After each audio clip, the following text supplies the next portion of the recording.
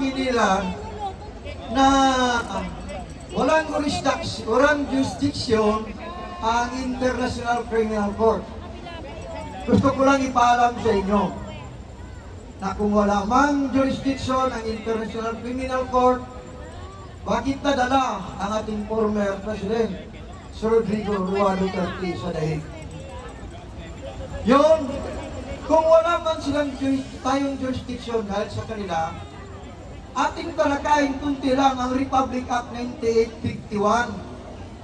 Dahil ito ay malaking tulong sa atin. Ang tulong nito sa atin ngayon, nakita natin na palay tayo nagtiis sa ating rally, pagpaabot, pagsigaw sa mga taong nakaupo sa gobyerno, tapos dinakaw ang ating mga pagod sa pamagitan ng taxes.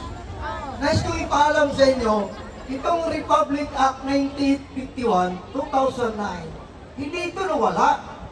Hindi ito na-nullified. Walang repealing clause ito. Meaning, ito ay existing, enforceable power of law na may karapatan ang International Criminal Court. Now, ito tayo nating pakinggan. Bakit hindi natin, habang tayo'y kumilos dito sa bawat linggo, bakit hindi natin iisipin, gagamitin natin itong batas? Batas pa rin ito eh. Gagamitin natin, dahil ito ay war on corruption na ito eh. Habang tumatagal, magkaroon talaga ng initan sa labanan. Bakit hindi tayo maghain ng reklamo? Kung hindi naman tayo reklamo, wala na tayong choice sa legislative, wala na tayong choice sa executive, wala na tayong choice sa judiciary, sa kanila lahat. Ang protector nila, nasa kanila lahat. Pero doon sa dahig, wala na silang protector. Doon sa CERD, Committee on Elimination ng Racial Discrimination under United Nations Declaration on the Rights of the Indigenous People, September 13, 2007. We are one of the signatory country, United Nations.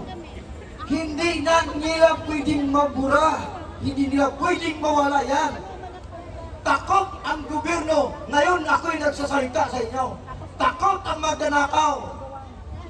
Kasi mangyari, sa ayaw sa gusto nila, magkandak ng investigasyon ang United Nations sa kaguluhang nangyari dito. Ganun yan. Huwag nating husgahan. Tama ang ginawa ninyo na pagsigaw. Tama ang ginawa natin na pagtiis at taghirap upang ito'y marinig sa ibang bansa. Then we are the member of the United Nations. Lagi niyong tandaan. Diyan number 183-591 October 14, 2008. That is the ruling of the Supreme Court. Ruling of the Supreme Court that our country is one of the signatory of the United Nations. So, bakit hindi tayo gagamit kahit kunting isip lang sa ilang buwan, bawat eleksyon na nagkaroon ng mga ganitong korupsyon, nagkaroon ng reklamo, bakit hindi natin subukan? Nagpagod na tayo ng maraming bisis, nagkabatuhan, nagkasakitan, nagkasugatan. Meron pang ibang solusyon. Kung hindi na tayo mapansin dito sa bansang Pilipinas, why not? Ng mga tao dito, hindi natin magkakaisa na upang tayo iparating ang ating panawagan sa United Nations. Yung Committee on Elimination and Racial Discrimination doon sa Geneva, Switzerland, nakarating na ang una kong complaint doon, June 23. At ang una kong sinulatan sa aking reklamo, International Court of Justice, International Criminal Court, The Hague, the Netherlands. Natanggap nila June 18. Tungkol dito, dahil lahat tayo, hindi lang kayo. Kami at ang buong sambayan ng Pilipinas, kasama ang mga OFW, biktima sa pagnanakaw ng mga politiko. Kaya kung maaari, Ayan. At syempre, di ba, nakakatuwang isipin naman, napakarami nating tao dito ngayon. Sobrang siya ko na isa ko sa magsasalita sa harap ninyo at kakanta sa harap ninyo. Syempre, bilang mga bukante, hindi tayo dapat nalilin lang sa mga gandang salita. Tama po ba? Mga pangakong napapako. Diba? Maliit ba ako sa inyong paningin? Pero high ang boses ko. Pero wag lang magiging ano? High butterfly.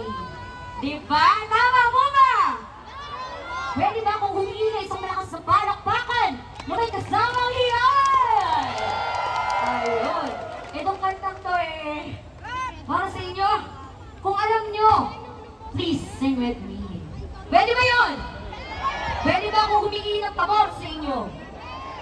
Pag sinabi kong sing, kakanta tayong lahat. Sige. Okay. Maestro.